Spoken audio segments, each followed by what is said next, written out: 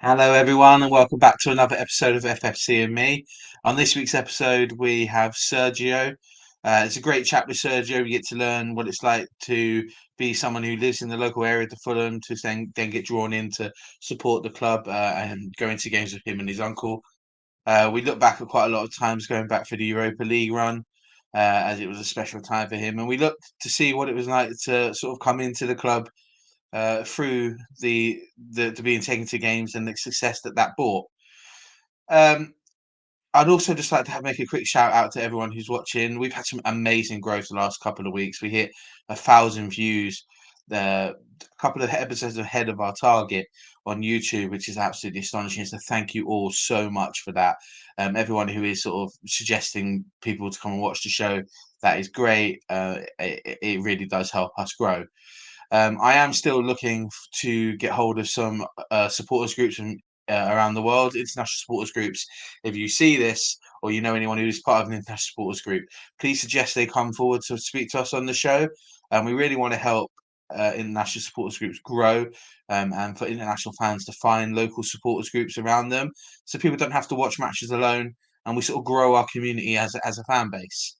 I'm delighted to say that the show is obviously now available on YouTube as it always was and on Spotify, but we're also now available on most platforms that you get your podcast from, which is great.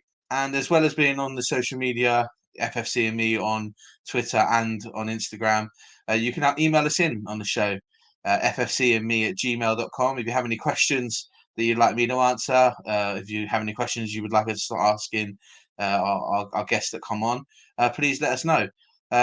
I'm also working on a few extra projects on growing the show for after the end of the season when we hit next year.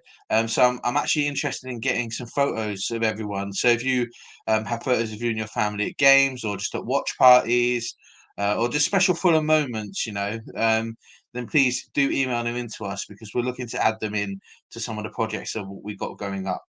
Back to this week's episode. Let's say we have Sergio on. It was a really nice chat with Sergio. It was great to get to learn what it's like to come over to Fulham because of an uncle that lived locally.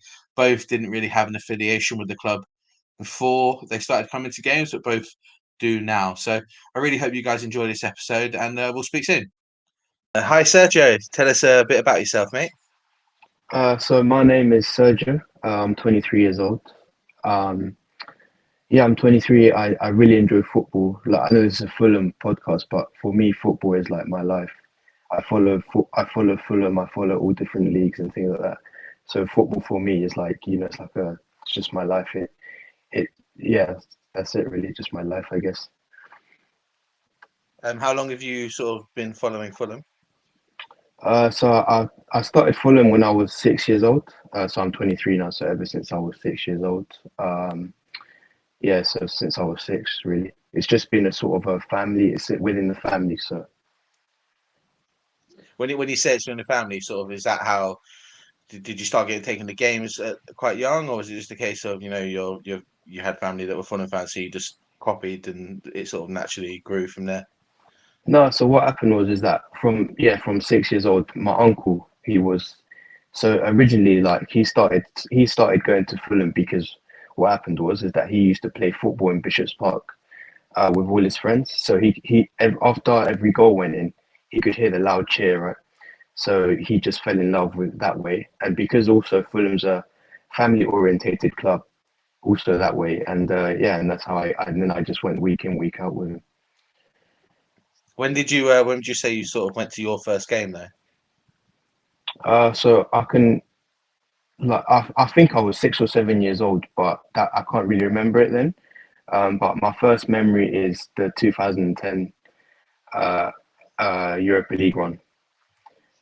So all the way, so I went to every game from the opening rounds all the way up until Hamburg. I flew out to Hamburg with him, and yeah, I really enjoyed that experience. I flew out. Yeah, we lost 2-1 in the end, but that goal was offside. But still to this day, his goal was, you know, if VAR was there, it's 1-1, and it possibly goes to penalties. But Yeah, right. So when you obviously you say about your uncle sort of playing in the park and hearing the crowds and That's sort of how Yeah, he was enticed to come in, and then you followed suit. yeah. How would you say that your natural progression of sort of s- coming to Fulham and then sticking with Fulham happened? Was it more just a case of it became like a natural routine to carry on going to Fulham, or is it just more of a case of you just absolutely fell in love with it? And if you did, sort of what part of the club is it that sort of enticed you so much to want to stay? So for me, when I was really young, like I didn't really understand like the whole concept thing. So I was just going there, to spend time with my uncle and stuff. But that was he literally got a season ticket for both of us, and whether I understood or not, he used to just take me anyways. And as I got older, of course, I understood more of like going there, the atmosphere. Um, but my routines and stuff is cool actually, because when I was really little, like 6, 7, during the winter months, it's quite funny. So like my gran and stuff, because I used to I what happened is I used to live in Fulham. So I was halfway between Fulham Football Club and Chelsea. So like you turn left, it was Chelsea. You turn right, it was Fulham. But I chose Fulham in the end. But going back to my sort of match day routine, during the winter months, those thermal things. I used to be wrapped up in like those thermals, just from head to toe. And I used to just go in that, yeah. And like my uncle, he had season tickets in the Riverside stand. So yeah, so that's pretty much, wrapped in the thermals in the winter months, like just watching the game and then coming home. And then during the summer, it was just yeah, this just obviously not in thermals and just enjoying the footy really with the sun out. Yeah, it's funny you should say that because I obviously I'm one of those people that I've been going to Fulham literally my whole life, so I don't remember my first game because I was literally a baby. Yeah, And when it's really funny you should mention about that how cold the winter is. It's a bit different now. I think now that the new stand's there, it blocks off some of yeah, the wind that comes from the river, so it's not quite that bad. But I think a lot of people don't really appreciate about how cold the ground gets during the winter, especially yeah, I got a friend who came with me. He's come to two Fulham games. He came to one. It was like opening game in a season, and it was really hot, like proper hot, like sun blazing, t-shirts, short weather. And then he came to another game about 6.5 months later, and it was freezing cold, and he came in like just a t-shirt. And I remember yeah, the joy I had because I was there in like my hoodie and my coat and my gloves and my hat. And it's like, I can't yeah, believe it's so cold. It's like it hasn't always been that way. Like when I was younger, when we only used to get like 3,000 fans every single week. You wouldn't even have people next to you to keep you warm. It would be you yeah, against the elements. And with that Hammersmith end where we used to stand at the front, right, the roof wasn't that big, so when it rained, you got wet. Like there was no hiding at the back of it. So yeah. it was it is how it is for that. We'll go back to like your sort of early sort of remembrance. Is there any particular game that you remember? Maybe not being your first game, but being like one of your earliest like games you actually remember being at. For me, my earliest memory is the final of the Europa. Like I went to every game, but the the Clint Dempsey chip when he made it 4-1 or 3-1, that has to be one of the goals of the tournament. And yeah, my first memory was the Europa League final. There's obviously like 2008, The Great Escape. I watched that on TV, but I don't really remember that one. But I do remember seeing it. But from like memory now, from being 23 to back then, not really. But I've spoken about it a lot, so I remember it that way.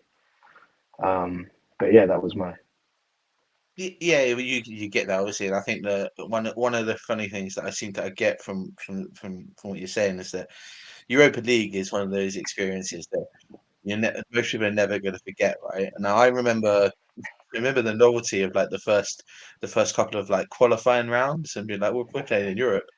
This is yeah, nuts. Like we're playing in Europe, and then you wouldn't, and then it sort of we got through the group stages, and then you're like, well, we've got Shakhtar. We're not going to get any further than that, They're like European champions, and yeah, then we won.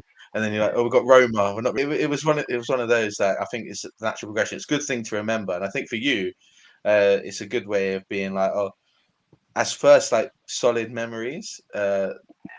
You're not going to get any better than the Europa League year because there's such a high. The only thing that I would say is that you also you come out a bit with like rose tinted glasses in the sense of like it's quite that's quite good memories. Like some of my earlier memories of Fulham are dire, like dire, like playing in like the third division and losing to like Torquay.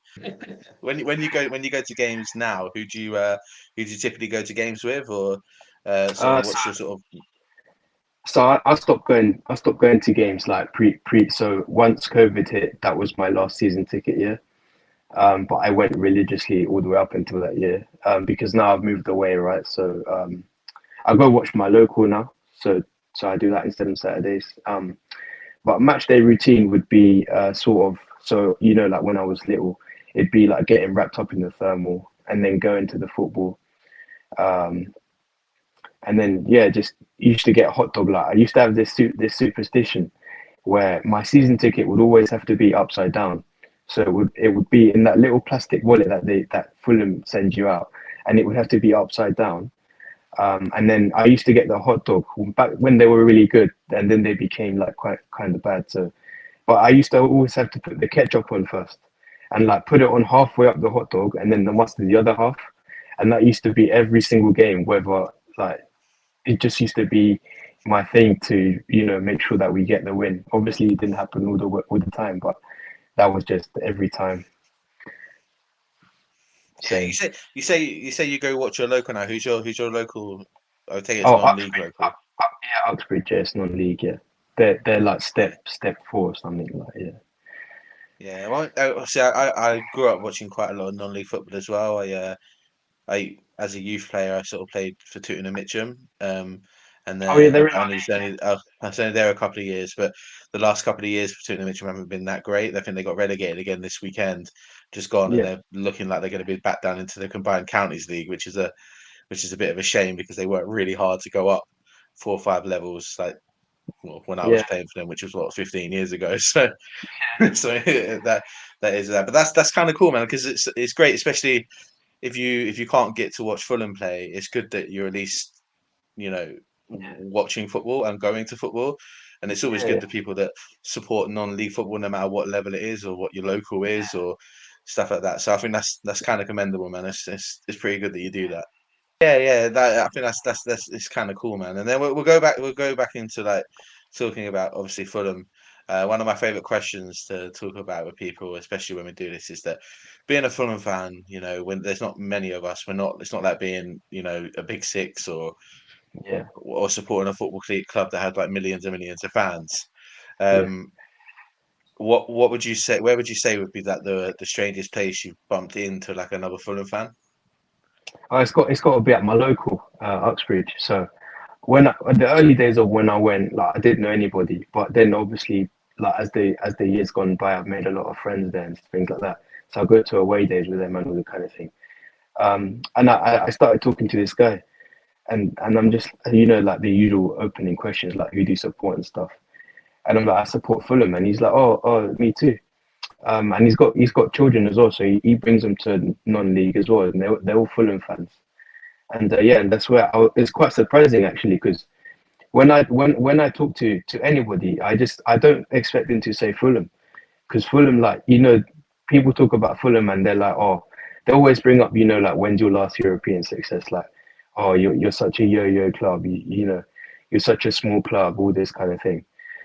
So I was quite surprised when he said Fulham, because like we as a club, like we're sort of, we look sort of looked down upon, like we're not any good, because of like we've been up down in recent seasons and things like that. But yeah, but that's got to be where I met the Fulham fan. Yeah, that's kind of cool. I think when I know quite a lot of Fulham fans that used to go watch Tooting and Mitcham play. I said I never used to go watch the men's team play at Tooting and Mitcham because I was busy playing for the youth team. But I have been to quite a few of the men's games sort of subsequently because of it. Because obviously there's a bit of an affiliation and a like for the club. And I know an awful lot of people that are Fulham season ticket holders that also go down to Tooting and Mitcham. And I know that one of my mates who I sit near at Fulham now, he goes to Yeah, Wardstone quite a lot. So I think there's quite a lot. I know we have quite a lot of Fulham fans that also quite affiliated with non-league clubs. I know that we used to have a lot of Fulham fans that also linked with Sutton United. Obviously, they're a league team now, so it's a bit different. But when they were non-league, they used to go quite regularly. And I think that's kind of cool that we sort of have that. And in terms of like people looking down at Fulham and making Yeah, silly comments, like the people saying like Fulham are a yo-yo club and European football stuff like that. It's never really bothered me. I think it might just be because when I first started going to Fulham, we were in like the third division, and just yeah, being yeah, like getting to the Premier League was such a pipe dream that yeah, yeah. like I'm happy to be a yo-yo club and not. I've seen the way that some football clubs go, so it's not the worst. Yeah, Um, like for me, it's never really bothered me. You know why? Because as a Fulham fan, we've experienced like the jubilation of going up, going down, and it's like if you're a top six club, like say you support Man City, for example, you don't you don't get to experience all the emotions of a football fan because you're always at the top. You know what I mean? You've always got that continuous success. Like for me, I obviously I've been brought up knowing Fulham and that's it. But if I look upon it now, for me, I prefer to be a part of a club that has all the emotions of of like being a fan. You know what I mean? Like being sad because you've gone down, being happy because like playoff finals, etc. Like for me, that's unmatched, really. Yeah, it's funny you should say that because I know obviously being a Fulham fan, being from South London, I know a lot of Chelsea fans, right? And the Yeah, way they're going on this season, considering the fact they're one place behind us in the league table, which is the way that their fans go on, right? It's like their football club's about to close down. yeah, It's the exactly. end of the world. I can't take the despair of, which is obviously amazing for Chelsea fans, right? Because anyone who's been a Chelsea fan for longer than Roman Abramovich has been about will know Yeah, that they've not always been the most successful football club, and they yeah, they they yo-yoed quite a bit between the second and first division a lot during themselves during like the 80s and stuff. yeah, So like, it always makes me laugh when you get like big six clubs that they haven't won a trophy in a year. Their fans think it's like the end of the world and they're the worst thing ever to happen to football. And then you yeah, sort of sat there like, mate, come on, like we've been relegated 5 times, like in my lifetime. Like don't go on to me about because you haven't won a trophy that it's the end of the world. But I guess it's just part of the joys of it. One of the things that we always have is that as a Fulham fan, you're most yeah, likely to fall in love with the club because you've physically gone to football matches. Very few yeah, people fall in love with Fulham, especially in the UK. It's not the same for international fans, and I appreciate that. But if you live in London and you're a Fulham fan, it's probably because you've been to the cottage. It's not because you've watched them yeah. on TV and gone, they win stuff, so they're my team. Yeah, I feel like with Fulham, for example, like we don't win any like we don't win anything. Like I can't remember the last time we've actually won a trophy. Like I'm talking aside from playoff ones. But for me, like you don't Fulham is not a team where you watch it on TV, for example, on a Saturday. You look at how they play and you're like, oh yeah, great, I want to go watch them. Because some of the football that we play in recent seasons has just been so dire, and that's not like a great advert to go support Fulham. You know what I mean? Like, Yeah, yeah, yeah, I get that. But and some of the things I've actually some of the better times as a fan I've had in recent years have actually been those championship seasons. I yeah, found yeah, them a bit. It's really weird that Premier League fans who have never experienced Championship football, they talk down on Championship football quite a lot. They don't understand it, but I really enjoy those seasons in the Championship. Yes, we all want to be in the Premier League. It's the promised land. It's where the money is. It's where all that sort of stuff is, right? But I've really, really enjoyed some of those championship seasons. Don't get me wrong, like the first couple of championship seasons when we got relegated the first time when we were finished, we looked like we might do a derby and do a double relegation.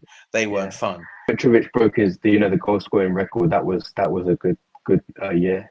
Like we've had some amazing years in the championship. Like we've smashed Reading like 7-0. Like we've put seven past a couple of teams. Like we've had. But again, people look at that. People look at our performance in the championship and they say, oh, parachute payments. But then you can't really blame it because that's the way football's been for years. So we've used that parachute payment and like boosted our chances. You know what I mean? Like so. It's one of those things that it's sort of a double-edged sword, really, because what are you expecting teams to do? You get relegated from the Premier League. What are you Yeah, expecting teams to do? You're expecting them to drop all 27 members of the playing staff and then go find a squad to step. Like it doesn't happen like that. If you're going to get relegated from a Premier League, you're bound to keep half your players who are Premier yeah, League quality. So that it's a silly conversation. And to be fair, I think that we've proven because we've done both sides of that. Last year we kept half a squad and we did really well. And we obviously we won the league Yeah, emphatically. And then you look at Burnley this year, the same thing, right? They've kept quite a lot of their squad, and yeah, they played really, really good football this year. But they've added to it really smartly, and we did that the same last year. And then if you remember the years when we went down, under McGath, right?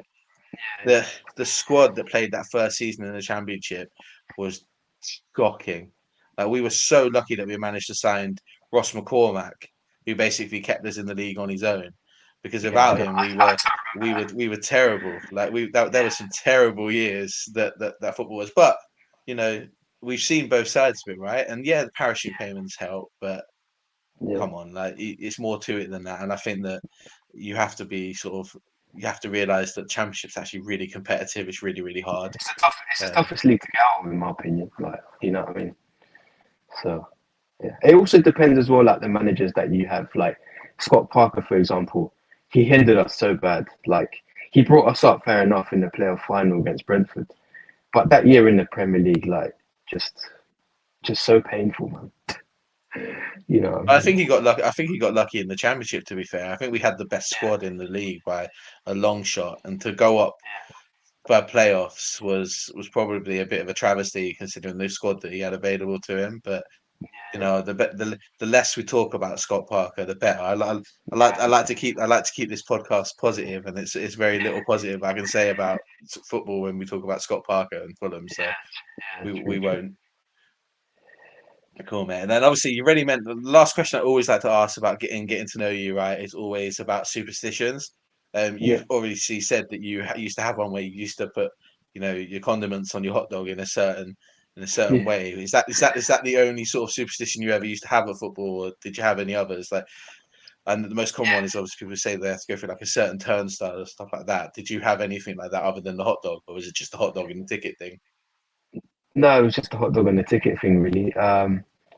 Yeah, and also another thing, it used to be so we had two seats next to each other, me and my uncle, right? So I used to always have to sit on the right hand side, no matter what. So it'd be me on the right and him on the left, and that would just be the way. And it just kept like that for all the time that we went every season. You know what I mean? So it's just that. Yeah, that's pretty. It's not they're not too unusual in terms of superstitions, I guess. Yeah, Like, yeah, yeah. we do get some really crazy ones. People telling me, so Yeah. Like that's I pretty don't have cool. I don't have any lucky pants or any lucky trousers. None of that. No. That's pretty cool, man. Right, we'll move on to your top threes. Obviously, just for everyone who's watching this for the first time, top threes are literally their personal preference. There's no right or wrong answers in this. They don't necessarily always have to be the best of everything either. It's just more about what they mean to you, personally. So there's no right or wrong in it. It's more just a case of what you think it is for you. So we'll move on to your first top three section, which is obviously your top three favorite Fulham goals. Uh, Let us know what you think they are. So for me, the first one has to be the 2010 final when Davies lashed it into the bottom corner of the crisper dink cross. That just has to be when he made it 1-1, and the whole of the Fulham section just went mad. And then it went to extra time for that goal. That has to be, because we're all thinking when it went to 1-1, we're like, right, we're still in it with a quality goal from Davies, and we were looking to obviously, go on and win it, and that didn't happen in the end. But that's got to be number one. And then number two, I remember, I don't remember it very much, but I do talk about it. So it's got to be the Great Escape goal in 2008. Danny Murphy latching onto that cross from Jimmy Bullard. Probably say the one against Portsmouth then. And then yeah, and then the third one has to be the one that I mentioned. The Kearney one from the Cess assist against Villa in the final. I think that all three of those goals are pretty. They're really really important. It's sort of Fulham like legend as it was. Like the goal in the European final. Like, come on, like Fulham scoring the European Cup final. Fulham playing a European Cup final is magic enough, but to score a goal in a final is pretty special. And yes, it took us where we needed to be in terms of like getting it back in the game, and I felt like we were really we were starting to sort of take hold of that game at that time. And I love Simon Davis, and that goal was just one of those things that sort of cement it. The yeah, your second goal, the Danny Murphy goal against Portsmouth. I think that it's one of those sort of crazy games in the sense that those last 8 games of the season were pretty intense. That they were ridiculously intense as a Fulham fan. I think I don't remember a time as a Fulham fan that I've been sort of so engrossed in sort of every waking moment for those 8 weeks, for literally just like what's coming up at the weekend and how tight it was. And consider that like we got relegated like 3 or 4 years later. yeah, Like like it that even that wasn't the same. And that Danny Murphy goal, I think one, I don't know what he was doing in the box anyway, because he was never the person who should be on the end of crosses. And yeah. I know. I think Roy Hodgson quite famously said that as well after the game, didn't he? He was just like, it was a It great was like, goal, but I don't know why he was there because Danny Murphy shouldn't be the guy on the end of those crosses. But thank God he was because it was a magical sort of moment. And I remember that whole second half of that Portsmouth game felt like it took about a year. It was uh, yeah, it was pretty intense, and obviously the Tom Cairney goal at Wembley is probably most people's top sort of goal. I think yeah, because to see Fulham play at Wembley is most like young Fulham fans' dreams to see Fulham play at Wembley, let alone to score at Wembley and to win at Wembley. And I think there's not a single person who doesn't remember that whole build up of that goal because it was just a beautiful team goal. Like it yeah, it was. started with it finished with Cess's pass through to Tom Cairney. Like it was Yeah. just a lovely bit of football. When And he I think that nestled it was into one the of the bottom corner, that was good. I think it was one of those things because like we at the time under Slav, we were scoring goals like that all the time. Like we were scoring goals like that regularly. But to do it in a playoff final at Wembley, make the most of that massive pitch at Wembley was pretty special. I don't know about you, but when Tom Kenny scored, I don't think I have shouted quite as loudly as I did when he scored I because it was didn't have just a such a voice. I relief. didn't have a voice when he scored. I lost my voice. I shouted so loud that I lost my voice. So And yeah, then to obviously it the rest. took me a couple of days, to get back to normal. Hmm. Yeah, Yeah, I do, I do know exactly what you mean. I think like my voice broke again. Like it's probably the yeah. second breaking of my voice after that game. So that was pretty cool. We'll move over to your next sort of your next section on your top threes, which is obviously your top three favorite Fulham kits. Again, these don't have to necessarily be the best looking; they can just be sentimental reasons for you. But what are your top three favorite Fulham kits? To be honest, like I don't really have a top three favorite kits because every kit that comes out every season, the traditional white, but every kit usually has its own. Like some of I don't have a top three favorite kits, but the sponsors on the front of the kits. So like for example, one of the sponsors that we had in the past is Visit Florida. That was that those when we had that sponsor, those kits were really was really cool. Going all the way back to like 2009, 2010 era was like when we had LG, the TV sponsor, and then when we had FX Pro, those kits they were quality as well. But yeah, as for top three, I don't really have a top three favorites. Just the sponsors on the front, just yeah, they just made the kit what they are, because LG TV like to So yeah, that's my kits. Yeah, I get that. It's one of those things that this is what the ninth week of recording these episodes now. So it's like I've had similar conversation with people that some people just really struggle to pick favorite kits, and that's why Yeah, some people go like most people go, oh, like my favorite kit is usually like the first kit they ever remember buying or stuff like that. And it's quite funny that you should talk about sponsors and remembering sponsors about kits because one of the most common kits that obviously comes up for us is the Pizza Hut kit. No, yeah, that obviously comes up because it's like it's an iconic shirt. People remember it and the sponsor and stuff like that. So I kind of get it. Like it's not necessarily a kit. Not everyone's into football kits in that sense. And some people are like, it doesn't really matter. I just love Fulham shirts. So when yeah. Fulham It's shirts like come out, even the one that I that is got what on that now. is. Even the one I got on now, the current season, it's really nice. The W88, the mobile uh company. It's just alright, isn't it? Yeah. Okay, cool. That's absolutely fine. We can move swiftly on from football kit, so we can talk about my favorite my favorite top three, which is your top three favorite Fulham games. Again, these don't have to be necessarily games that we won, but they can just be specific memories or just certain things that happen in those games that make you like them. Uh, what are your top three favorite games? So number one is, to be honest, my number one for every moment is going to be the Hamburg one. Playing in a European final, going all the way to the end. Like nobody thought we were going to make it that far after every game. Even me, I was saying, we beat this team in the latter stages. That's it. The road is finished. And then we get to the final, and that's just like, the trip as well. Like we flew out and got to see some of the sights in Hamburg, and then the game itself. Even though the result was not what we wanted, it's more the being with my uncle. Me and my uncle flew out, and that's my first one. And then the second one has to be, like any of the 7-0 you can really pick. For me, it's got to be when we battered Reading 7-0. Because yeah, that the team we had in the championship was just a force to be reckoned with, right? And we just put seven past them, and that was just quality. Um, and then the third one's got to be when we beat Brentford 2-1. Because the my favorite thing is when the commentator said, I can't remember exactly what he said, but he was like, like, Joe Bryan, you've caught out David Raya, and then the ball hit the back of the net, and that was just quality. And then the celebrations after, when the commentator was like, Joe Bryan's moonlighting to the stars, Wembley's his and stuff. It was just quality. So yeah, Yeah, I think that we'll go through like those games. Obviously, the Europa League final.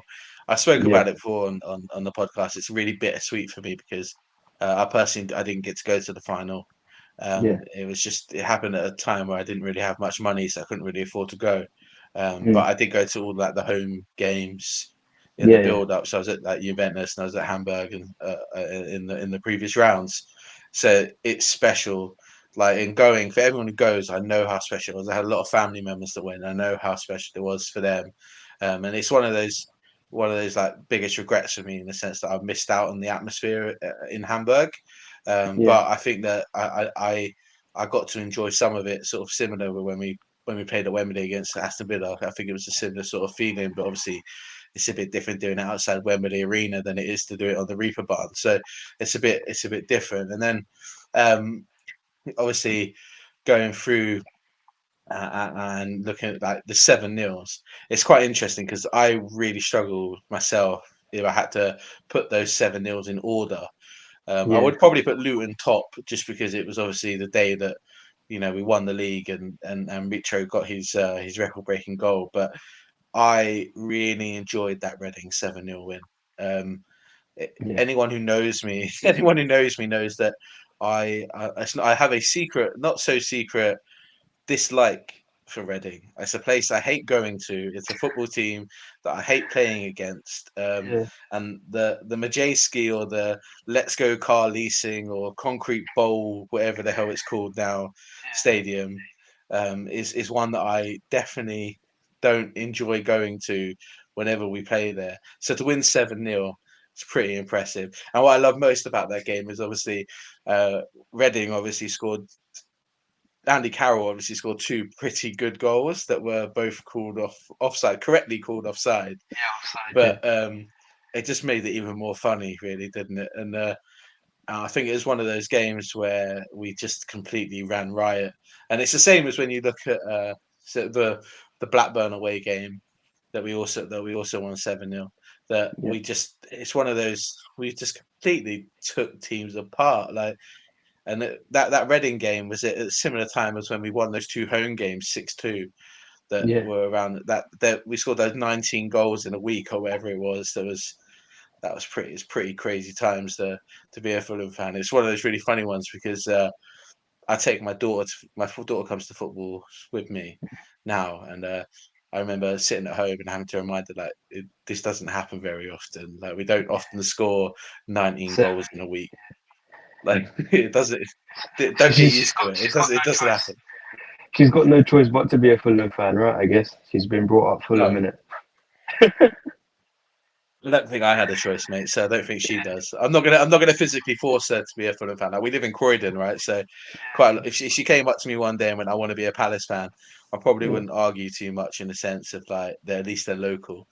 But yeah, she hasn't got a choice. Like, let's not kid. Like my son's the same.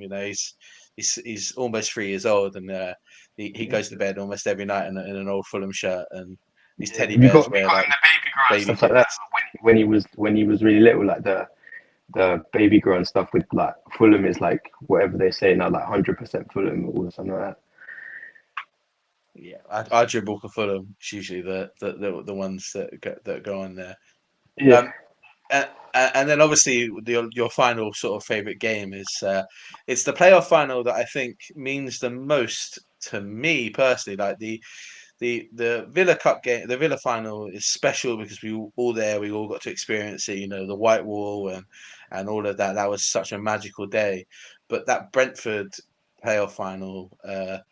It was quite I don't want to use the word emotional, but it was quite an emotional time, right? Because we were in lockdown, we couldn't really, yeah, no one could go to the game. So but we had just had a little bit of an easing of restrictions, right? So I managed to have like a couple of cousins. I had a cousin and my brother came around my house, and we watched the game. And yeah, the commentary of that Joe Bryan goal was just exquisite. And I yeah. don't think anyone really saw it coming, did they? No one saw the first goal coming, let alone the second goal. That free kick though, just quality. And do you know what makes it even better? Like, do you know Gentleman Jim? All his commentaries are just, you know, the way he commentates and the way that he feels about the club is just extraordinary. It's just next to none, and I feel He like, doesn't sit on the fence. So I think yeah, to be fair, like he obviously he's a Fulham fan. He's Fulham yeah, through and through, but he is a bit partisan sometimes. Some of the time, some of the commentary is like when you watch the replay back of what he's just commented on. It's just like I don't know exactly what he's talking about, but like you see it. I love it. You got to love the enthusiasm. And I think my favorite thing about especially that first Joe Bryan goal, right, is I was a goalkeeper growing up, right? So one of my favorite things to do as a goalkeeper when I was younger to take the nick because we weren't really allowed to showboat as a goalkeeper. If someone used yeah, to have a shot that was really bad and would go like a mile wide, and you'd yeah, still dive, you do that yeah, over theatrical dive to sort of like, and it was the fact that David Raya still dived for that shot. He was like 20, he was like 20 yards away from it, but he still exactly, dived. Like, yeah, but it was like an over the top, like, oh no, I'm gonna try get to it, but you had no yeah, chance. Like you were so far off it. But I loved that Joe Bryan goal. That the Joe Bryan final, as it should correctly be called, is definitely up there. And I think he Joe ran the show, Bryan should right? know that. I know he's not. He's obviously this season been out on loan and he's not really had a successful loan, but he'll be forever loved at Fulham, like forever in Fulham folklore, just simply because of that game, and he absolutely deserves it. Because come on, even that second goal, Yeah, what? How much of a nosebleed was he having? Like, what was he doing that far up the pitch? yeah, I know exactly. It's But, just, but it's yeah, I love it, mate. I love it. Um, yeah, we'll move on to your final top three section, which is your yeah, top three favorite Fulham moments or memories. Again, these don't have to be match based. It could be little things like being somewhere with certain people, but it's just around Fulham that sort of that makes it so special to be a fan. So, what are your top three favorite Fulham moments and memories? So my first one has to be when in 2010, what I got the opportunity to meet the whole squad. So I met Roy and I met all of the squad, and I got this match ball. I've got it, but in front of me, but then I'll come off camera. Is it okay if I grab it real quick? Yeah, go on. Grab it, yeah, please. So I've got this match ball here, um, and so you can see like all the signatures and things. Like some of them are hard to make out at the moment, like now, but it's here. So like all the players here, I got to meet them all. Um, yeah, so that's my top one. I got to meet yeah, Roy Hodgson, all the squad back then. I got to have a meal with them and stuff like that. So that's my that's my first one. My second one, to be fair, like most of my memories are just spending time, with my uncle and things like that. So just going even in like the Hamburg one was obviously a favorite moment. Like that ground and things. But like even cold winters days, like in the rain, sitting in the rain, like watching the football, eating like match day food, and just spending the quality time together. You could mix those between two and three. Because to be honest, like the memories that I've made with my uncle and things, and even the walk up to the ground, like like walking up the park and things like that. That's just, yeah, you can just combine those really into two and three. I guess I can't really put them in order. Yeah, and I think that obviously getting to meet the players, that's so cool, man. Like, was there a particular reason why you got to meet the squad, or was it just No, I think just I happened? think back then I think back then I don't know. I think there was some sort of event going that you could. I don't know. I think you could buy tickets or something all those years ago. I can't remember. And it was actually a gift. It was around my birthday, I think. So it was like I got up, on my birthday, and it was like opening an envelope, and in the envelope it was two tickets to like this thing with all the players, and so that was really good. I can't remember if that exactly was the way, but yeah, but Yeah, that's really cool, man. I think like there's a lot of people that would be quite jealous of that, especially that year, because it's a pretty special squad to sort of share yeah, that experience with, man. That's pretty cool. it's not that's sort of like a dream, right? Because not everybody's got that opportunity to do something like that, right? So Yeah, it's funny. Like I'll talk that go back to previous episodes, and obviously, you wouldn't know this story because it happened in an episode that hasn't actually been released yet when we're doing this interview. But I was talking in the episode previous to this one, with Dan about what it was like being a Fulham fan in like the late '80s, early '90s, and how yeah, easy access the players used to be. yeah, I remember when I was like a young kid, like 6 7 years old, having access to players after games or during games was really really easy. Like I could. We used to get like the match day program every week signed by the whole squad every single week, and it was not hard to do. Whereas it's not so easy to do now. It's not like modern football and the way that players prepare for games and the way that they recover for games afterwards. It just doesn't happen anymore. So to have yeah, experiences like you getting like share like a meal with everyone and getting them to all sign a football, that's pretty cool because it doesn't happen very often. And yeah, I think there'd be a lot of jealous people with that. Um, yeah, Going on about like your second and your third point is obviously spending time with family. I think that yeah, for me personally, uh, spending time with family is probably the main reason why I love football so much. yeah, Because that's how I obviously growing up watching Fulham, it was time spent with family. Like my cousin, who I go to foot with all the time now. yeah, Um, when we were kids, it was how we spent all of our time with each other. Like we played football and stuff when we were at my nan's house and stuff like that. But 80% of the time that we hung out, it was through football. So it'd be like we're going to games, going to home games, going to away games. Home games that we'd meet up at my auntie's house in Wandsworth and then get the bus up to the park and then walk through the park, or away games we'd be thrown in the back of someone's van or car and get driven all around the country and go to games on away days. So that family spending time with family is definitely important. I think that it's one of those things that we pride ourselves in being a family club, right? yeah, yeah, So if you're to be a family club, it's all about those moments and sharing those experiences. It's one of those things that I'm exceptionally happy that I get to do with my own children, and I can't wait to do it with my son when he gets a bit bigger to share those experiences. And I think that it's do it. I think that's definitely worthwhile memories when you sort of think about it, spending time with your uncle and stuff like that. What what would you say was like the sort of main impetus of like why you enjoyed it so much? Is it literally just because you were with him, or is it just because they were all sort of like all around like enjoyable experiences and he just happened to be there? No, I feel like my uncle is he's just a big kid as well. Like, he's 42, but he's just inside. He's like he's 10 years old. He just he's older, obviously. Like he's mature, but when it comes to football and like spending time with me and with the family and stuff, he just turns into like this big kid, and he just really immerses himself in the football. Um, and he just like he's very special to me because I'm very close with him and things like that. So yes, he just immerses himself in like a sport like I've never seen anybody like immerse himself that way, and he just acts like just as if he's when he goes to watch Fulham, it's like he's a kid in a candy shop because he just loves it. You know what I mean? Football is just a big part of our family. You know what I mean? Yeah, yeah, So yeah. I completely get. I completely get it. And it's one of those really weird things, right? Because I think there's certain members in my family that I have really strong relationships with, right? And the reasons why I have such strong relationships is actually because of football, because yeah, we have that sort of obviously we're family, so we're connected that way. But like our love for Fulham sort of makes that stronger, and I think that's one of those things that especially for someone like yourself who has like an uncle who took him to football. If for me, I yeah, had an elderly auntie who took me to football when I was a kid, and like before she passed away, like the relationship. There was no family member I think other than my mum and my nan who I was closer to. So yeah, it's one of those things. That it's just like it's definitely a bond.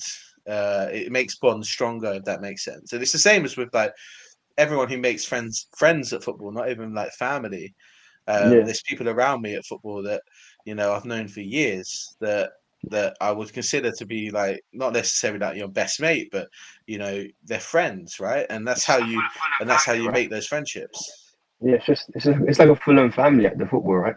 Like when Yeah, when we used to go, me and my uncle, we used to always have this older gentleman sit next to us, like every season, same guy every time. And I remember his name. His name was his. It's actually funny because his name was Jim, right? So we call him Gentleman Jim, right after the commentator. And it's just amazing, you know, like because like if you don't go to these games and things like that, and I'm sure it's the same for every club, but you always find like these older gentlemen and these ladies that obviously they've supported the club way longer than me and my uncle have because obviously they're older, and it's just incredible like some of the stories that they have to tell and things of what they've seen as a Fulham fan. So it's like because some people who don't enjoy football as much, that you know, if you have a conversation with them, they'll be like, "Oh, but what? How can you like football so much? It's just football." Like that sentence, "It's just football."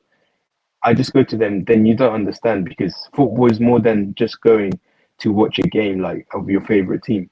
It's about the people that you meet as well, right? Because the guy, you know, before COVID, he'd sit there every season, like, and we used to have conversations, and some of the things that he told us is just amazing, really. But yeah, but that's you know, well, I think you hit the nail on the head, really. Like football, going to football, it's a football. It's more than the win, loss, or draw, right? There's way more to it than that. There's the relationships with the people around you. There's the relationships with the players on the pitch. Like people don't even realize that. People who don't go to games yeah, won't realize certain relationships that people have, right? And it's not the same necessarily now, right? But go back to when I was younger, going to Fulham and standing in the Hammersmith end, right? There wasn't it wasn't very busy, but there was this one steward. Her name was Emily, right?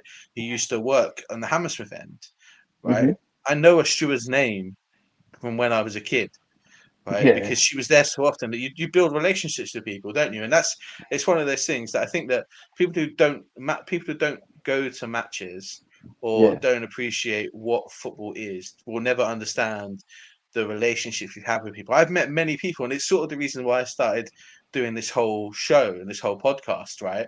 Was yeah, because I love hearing people's Fulham stories. I love meeting people and having a connection to people through Fulham. And I've spoken to people from London. I've spoken to people from Australia, from America, from yeah. Indonesia, from like all I saw over one the of your world. shows. I saw one of your shows was with the founder of that I think it's like Cottage Talk, the American guy that lives in Yeah, I think Russ. it's Yeah, yeah Russ. Russ, yeah Russ, and yeah, also going back to that, like that's why social media really annoys me like at times because they call it football Twitter, for example, and it's Twitter, yeah, and you just see these fans that like, well, these people on general like that want to talk football, but then they sort of like attack you.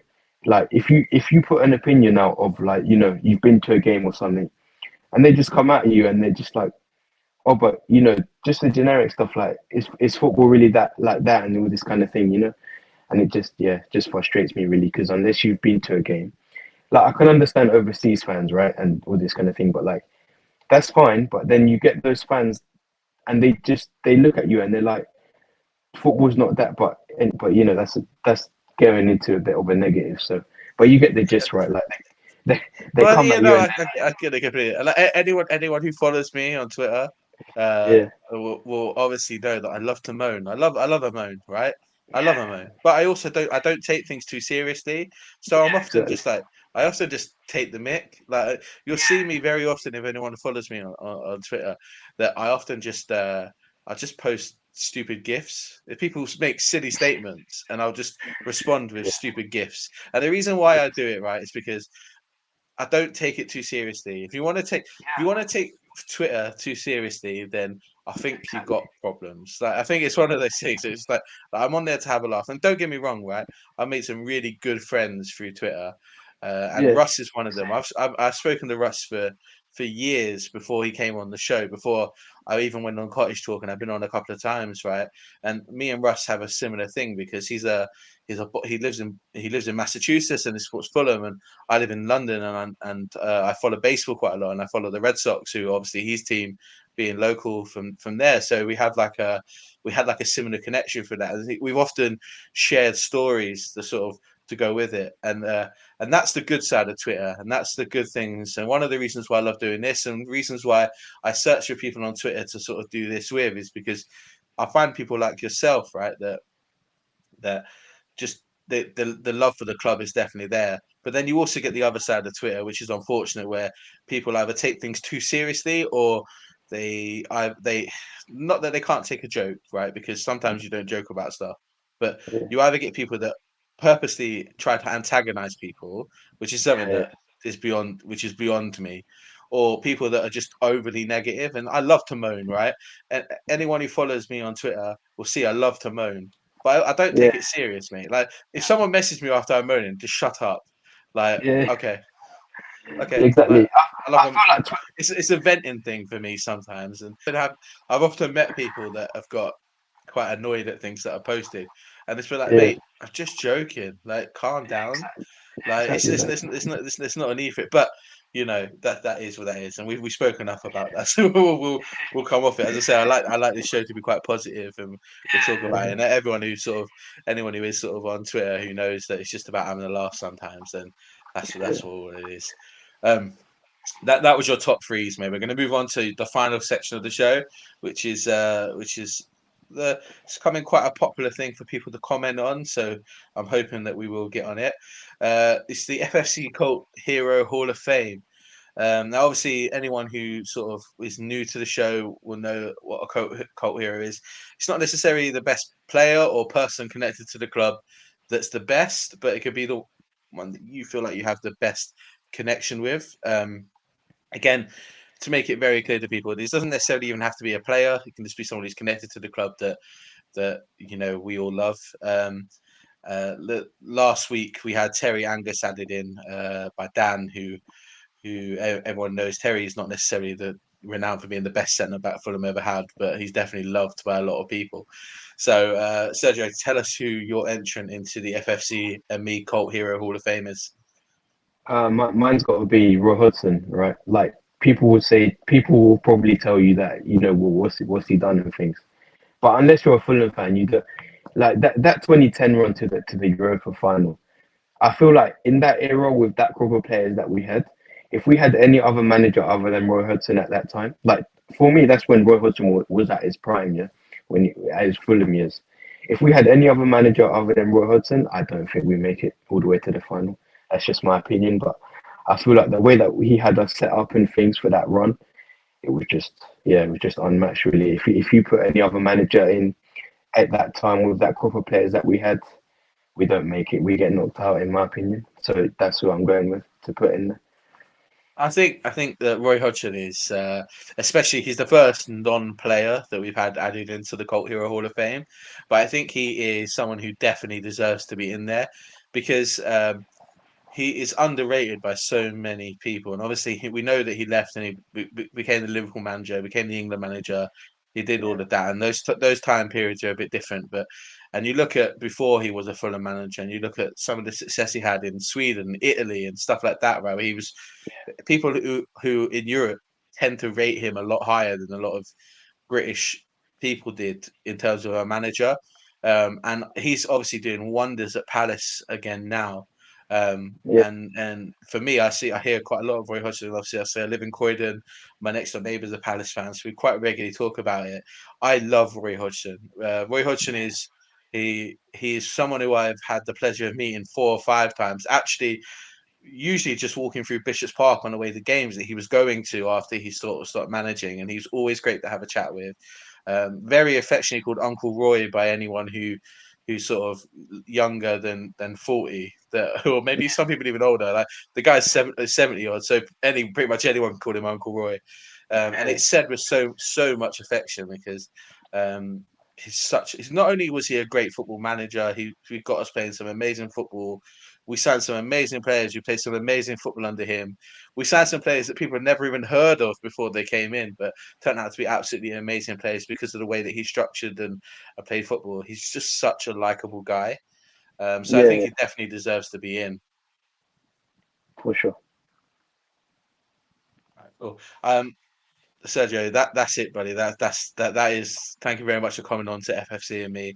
It's an absolute pleasure get to talk to you, get to know you a little bit better. Thank you very much for letting us know your top threes and your entrance into the FFC&Me Cult Hero Hall of Fame. Roy Hodgson is obviously now in, which is great. Thank you very much for joining me. Yeah, no worries, man. Good stuff.